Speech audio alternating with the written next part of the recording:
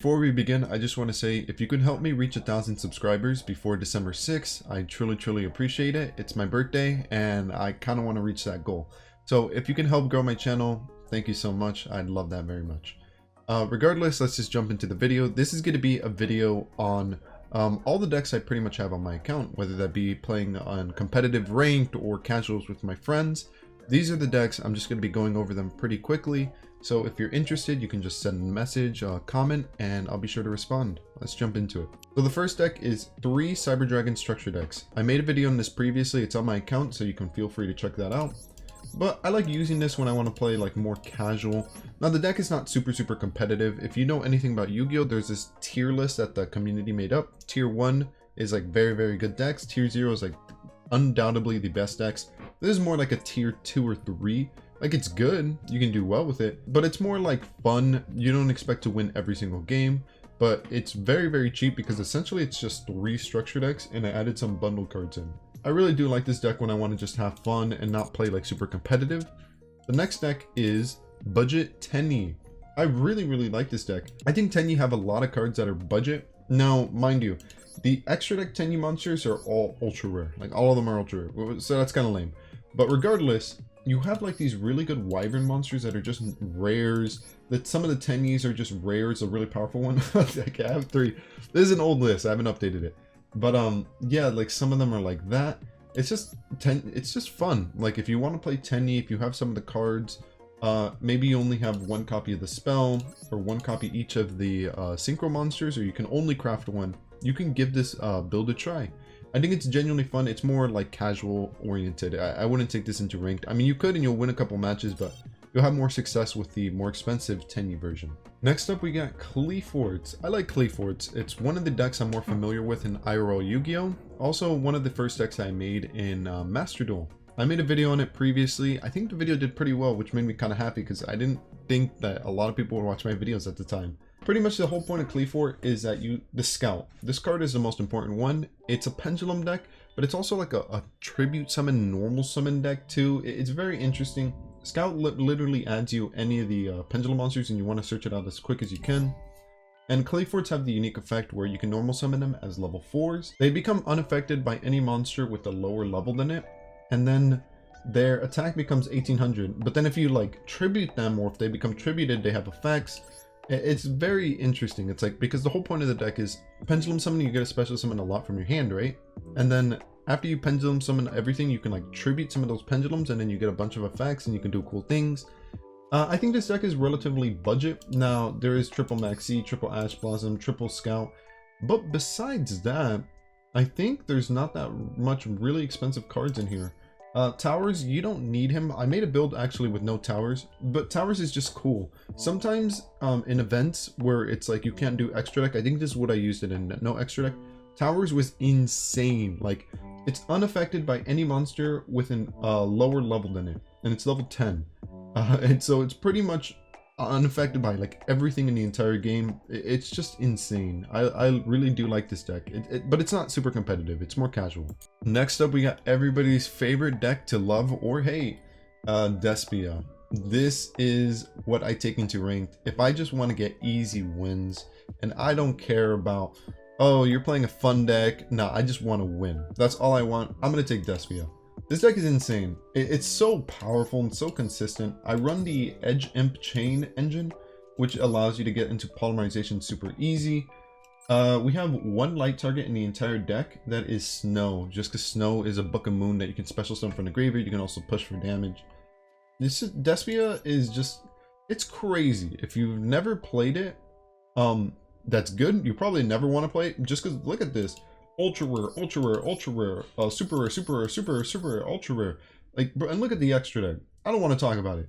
I feel bad building this deck. This is the reason I can't make a lot of decks on my channel, because I wanted to make this, and this deck just took all of my funds, like everything that I've been saving up, all my ultra, super rare. It was just, but I mean, it is the best deck. In my opinion, it's the best deck. It's undoubtedly the best deck. I also run the Allure engine, so if I banish Mercury or Tragedy, I get a search. It's extremely consistent. It's very powerful. I don't really want to talk too much about it. but here's the deck list. If you have any questions, just comment it down below. I'll be sure to answer you. Next up, we got the second deck that everybody loves to hate, Flunderies. Now, this isn't a complete Flunderies list. I say that because I only own one copy of Flunderies and the Advent of Adventure. That's because I was trying to build Despia, and I didn't want to craft this card. But essentially, Flunderies is, I would say it's more cheaper to build. It is pretty, yeah, cheap. There's super rare, but you don't use the extra deck. So all these cards in the extra deck, they can go. They don't matter. I think the only reason you would keep your extra deck is to use that one card. It's like Pot of Extravagance. You banish 6 cards from your extra deck, and then look at like top 6 cards of your deck or something. I don't know. You correct me if I'm wrong, but I feel like that's the only reason you would have an extra deck, just to use those pot cards. Regardless, Flunderies is very good. If you played Master Duel, you may have played against them already. I mean, I don't really know what else to say. They're very good. They're super strong. They did lose a card in the newest ban list. It was the one, it was like this this statue, and you can't special summon except wind. So they got a little weaker because of that, but they're still strong, bro. They're a really great contender deck. Next up, we got Dragon Link. I love dragons. If you're familiar with my channel, you may have already heard me say that dragons are my favorite archetype in the entire game because they're the first deck I ever played, and I love Dragon Rulers until they got banned. What can I say? I didn't play them full power though, so don't hate me too much. Just dragons are just so cool. I love them. And in Master Duel, you can play a lot of the dragons that are usually limited, or like you just can't play at all. You can play them in Master Duel. So I really do like that. This deck is kind of incomplete. The extra deck's only 14 cards because I still need to craft some cards, but you know, I'm trying to make some other decks. So this one's on the back burner. Eventually, I'm going to finish this deck completely, and I'm going to be playing it. Right now, it's playable. You can play the deck, definitely, but there are better variants, and I'm going to be trying to build the best variant possible because I love dragons. I think they're cool. Regardless, the whole point of the deck is we use the rocket engine, so we can just special summon from the deck. We also have a bunch of like one-of dragons, and we can like special summon and spam a lot. I do love this deck. It is pretty expensive. Some of the cards you can get, like Heretic Seal, you can get it out of the Dragon Maid structure deck, I believe. And some of the other ones in the main deck too, you can get from structure decks. But besides that, this deck's pretty cool. I really like it. So I would play this if I wanted to play a little more competitive, but not like tier 1. Like if I didn't want to win every game like Despia, I would probably play this. Simply because it's 3 structure decks, so it's fairly cheap. But we do run hand trap, but it is viable at a competitive level, meaning that if I'm playing against somebody who is pretty good, maybe it's like a casual game, but they're pretty good, I might bring this deck in because it's not the best deck, but it's still pretty good. Like I'm able to combat them with Max C and Ash Blossom. And I have a more expensive extra deck with Access Code Talker going for game, or Power Phoenix just blowing up their board. And Appaloosa with, you know, the infinite negates that it has pretty much. But yeah, I like this deck. I play this deck a lot too when I just want to have fun, just because it's not super strong, but it is very like viable. Next up, Swordsoul. Swordsoul's really good. Like, I'm not gonna kid. Swordsoul is one of the better decks in, if I were to make a list of the top decks in Master Duel, it would be Despia number 1, Flunderies number 2, Swordsoul number 3. Simply because Swordsoul loses to Flunderies, I believe. Just Swordsoul's so good, dude. And it was actually quite budget. Now, I say that, but you might look at the extra deck and go like, bro, that's not budget. Yeah, it kind of isn't. But the main deck is pretty budget. If you take out the Maxis, you take out 2 of the Ash Blossoms, all you really need is 3 Ultra Rares. Oh, and take out that Effect Roller too. All you really need is 3 Ultra Rares. That's about it. And then a couple Super Rares. I also run this guy, but you don't need to run him. He's pretty much, he just stops your opponent from special summoning like darks or lights if you want, which can come up, but mainly he just stops your opponent from playing darks. And Despia is the best deck, and it's a dark deck, so it kind of counters that. Regardless, I really do like this deck. It's very fun. It's fun for me. For the person I'm playing against, it's not fun. Obviously, they're not gonna do anything. They're just gonna be sitting there while I do my combos. But I do like this deck. It's cool. Very easy deck for new people to play. Next up, we got Vaylantz. This is a deck that I've been testing out with, and I've been trying to come up with builds, whether it be budget or expensive. The extra deck's just full of a bunch of good link monsters. Now, necessarily, I wouldn't say you need to run these link monsters. I'm just like running them to see what's the best, because this deck to me is still in the testing phase. Like I'm still working with them, still trying to figure out how to like best optimize it. Yeah, this little card right here, Beyond the Pendulum, I've been trying to pull her from the latest set, so if I don't pull her, I'll just craft her, but I'm hoping I can pull her so I can save these ultra rare for something else. But yeah, I do like this deck. I'm incorporating the Spirit Engine because Spirit is one of my favorite non-dragon archetypes, and it's just really cool. Like I get to play it in a Pendulum deck, which is weird because Spirits can't be Pendulum summoned or special summoned, so it's like, how does that work? But it works. One of my most popular decks, actually. Like this deck is really popular. It surprises me, but it's cool. I appreciate it. Magician of Pendulum. This is what I used in my starter series, where it was a series that I went from like no cards all the way to the highest rank using like a limited amount of gems every week. And I used this deck and I freaking loved it. It was amazing. This is a great deck. I still like this deck a lot. It got even like stronger with like the newest ban list. Like they raised Harmonizing to 3 and then Double Iris to 2. And now we have Beyond the Pendulum, where there's going to be new combos I got to test with it. Not only that, we got this extra card called Extra Pendulum. You get a Pendulum summon again. So I really do want to mess with this deck, because imagine just Pendulum summoning again, like top decking this off of Electromite draw. You can do some insane combos. So there's going to be some interesting things once I get more copies of this card, and along with Beyond the Pendulum, I'm definitely going to be messing with this list a lot more. The extra deck, I like it. Would I change anything in the extra deck? I think I'll just drop Brute Enforcer for Beyond the Pendulum. But besides that, it's a true and trusted extra deck, and I don't think I would really change too much of it. It's really good. Like, this deck is good.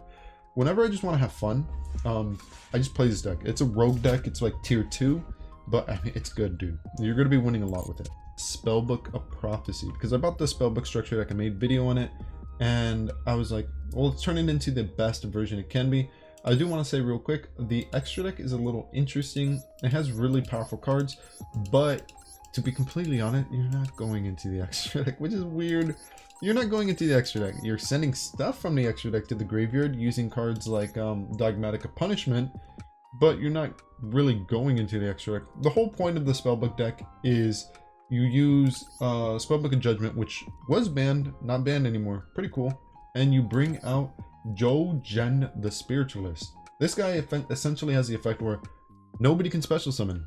You bring this out turn 1, turn 2. Nobody can special summon. What are you gonna do? You got a normal summon attack over him. Then we run cards that like boost up our monster by 100 attack every time we activate a spell, which seems like nothing. But dude, you activate spells so much in Spellbook because your monster searches you a spell, your spell searches you a spell, your spell searches you a spell, your spell adds you a spell, and blah blah blah. You just keep doing that, and wow, this deck is annoying to play against. If you have a deck that spam summons, you're probably going to lose against this deck, just because, dude, you can't special summon, and then you're going to try to attack over him, and then your opponent's just going to stop you in the battle phase. So it's like, it's pretty cool. I like the deck. And this will be our final deck. I was playing Punk Adventure when Halifabrax was legal. When it wasn't banned, it's banned now. And this deck worked really well. We had so many things going. We had Destiny Hero Phoenix Enforcer with the Verite, Anaconda on top of Halifabrax. We go into Daylong. We do all these, like, dude, these combos, bro. We also had the Adventure Engine in this deck. It was just like a mishmash. The Punk.